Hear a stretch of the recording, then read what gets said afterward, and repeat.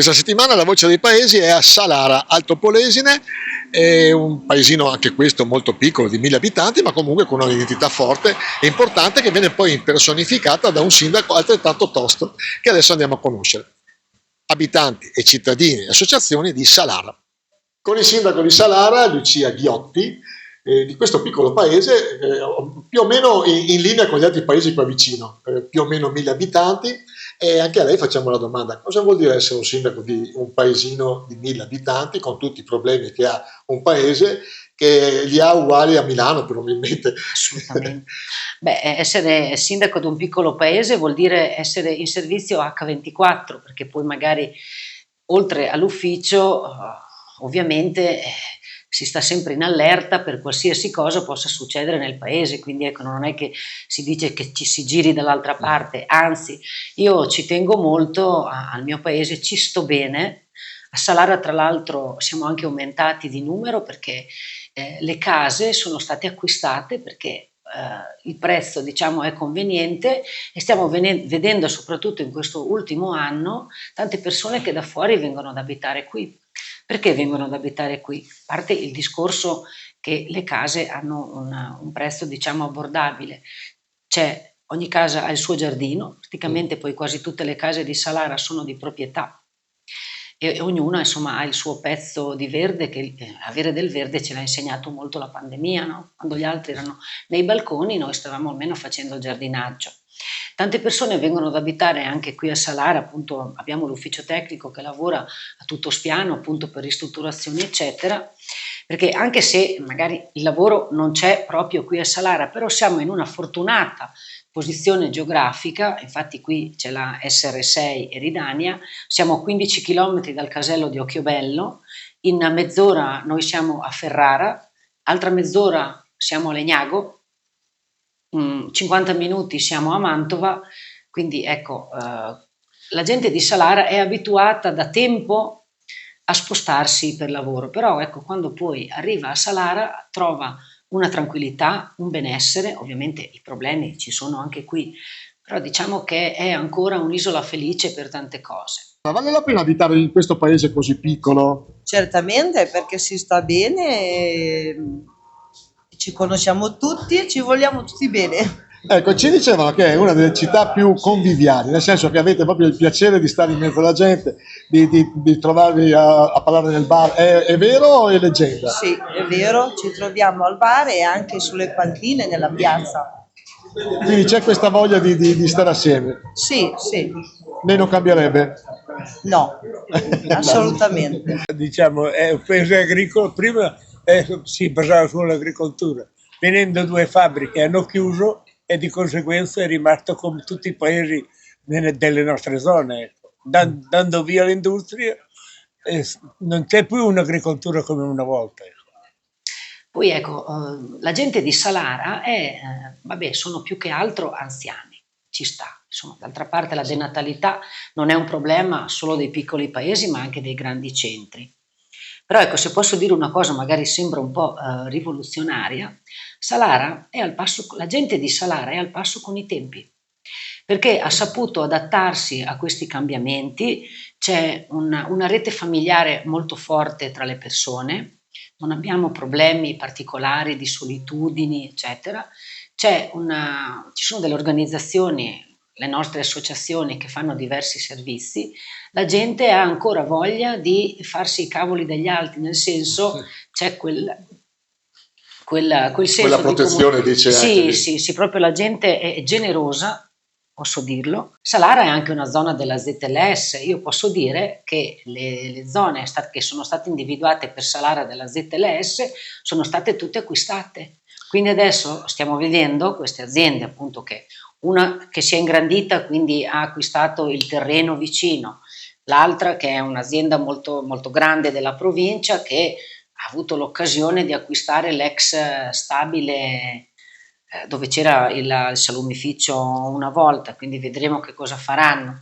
C'era un'altra azienda lì vicino e è stata acquistata da una società di trasporti, quindi ecco c'è un po' di movimento. Paese piccolo e come tutti i nostri paesi tanti anziani. I giovani come stanno a Salara? I giovani si sa, insomma, studiano, si spostano anche per lavoro, però per dire, vivono comunque il paese, cioè tenga presente che fanno ancora le festine nella sala polivalente, quella che il comune dà in concessione, quindi ecco, anche questa qua è una bella cosa. Logico che insomma un giovane qui più di tanto non trova, ma lo sa, anche perché poi sappiamo che i giovani giustamente devono fare esperienza, e a noi va anche bene che si confrontino anche con quello che può essere un paese più grande del nostro o anche una città, perché così fa il confronto. È un paesino che ci conosciamo tutti e tanta roba, tanta roba, guarda. E quel signore lì è pieno di quesiti esistenziali, allora, dei quesiti a livello sociale, filosofico, anche quindi politico. No, politico no. Allora, un quesito su Salara. Un quesito su Salara che tante nutrie ci sono che disfano i fossi, i canali, portano malattie in genere. Sì. A Salara, i clienti di Salara come sono? Spendono, non spendono? Spendono come tutte le parti, che la va male, solo che dire di più. Ma lei da quanti anni è che fa questo mercato? Qua? Sì. Ma forse, non voglio esagerare, ma dall'82. Ecco, quindi più di 40 anni. Sì. Com'è cambiata Salara? Tanto. Sì. Tutti dicono...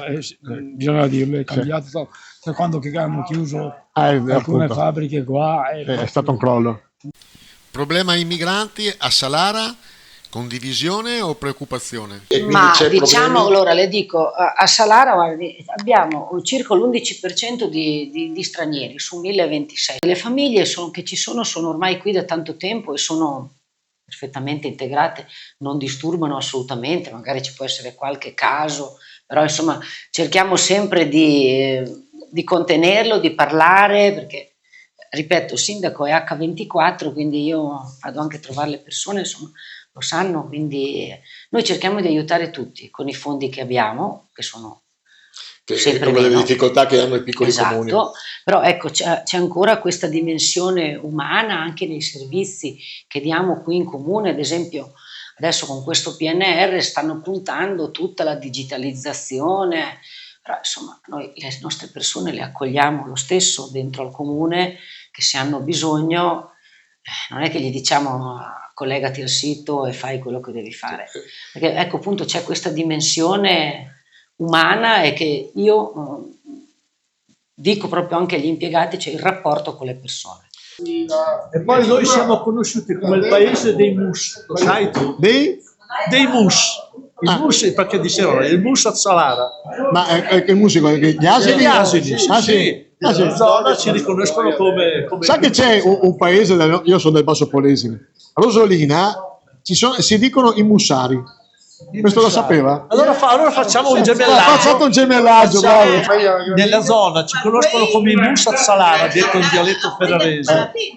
Ma c'è tutta una storia. Quando andavo a giocare a calcio mi dicevano te stai zitto che sei da Salara che hai la coda. Che è cattiva questa, quella è cattiva. E lì la considerazione era doppio taglio. Tra 10 anni come vede Salara? Allora, io tra 10 anni vedo Salara come un posto dove è bello viverci, un posto dove fai presto, prendi la macchina, ok, vai a lavorare, poi torni qui, ti rilassi, cioè puoi mandare tuo figlio a giocare al campetto che ci può andare da solo, trovi l'associazione che se hai bisogno anche di fare per te stesso, anche del volontariato, trovi le persone che ti accolgono. Vedo un paese che se ci lasciano la possibilità a noi amministratori appunto di paesi piccoli, perché noi siamo tutti comuni virtuosi, se a noi ci danno 2 soldini noi li sappiamo spendere bene, quindi il decoro, il fatto di vivere in un posto che sia appetibile anche perché è bello e che dia serenità. Quindi ecco, io spero che o nemmeno anelo che venga la super fabbrica, assolutamente. Anzi, spero che ci sia un ritorno all'agricoltura, perché vedere tutti questi spazi pieni di specchi, sinceramente, mi dispiace.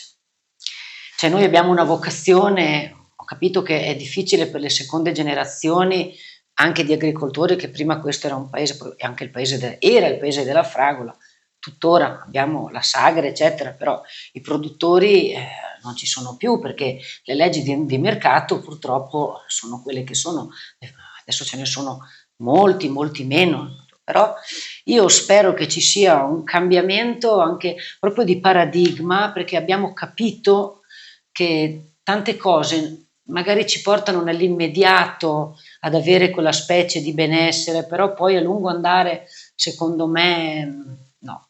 Praticamente un ritorno al futuro. Un ritorno al futuro, sì, io lo spero tanto.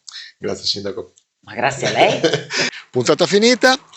Salara la spuntiamo, ci è molto piaciuta, un paese molto piccolo, ma veramente con un'identità molto forte e tra l'altro con dei cittadini socievolissimi, un sindaco molto tosto, e quindi la prossima settimana un altro paese di questa bellissima provincia. Da Leandro Maggi è sempre un piacere stare con voi. Ciao ciao.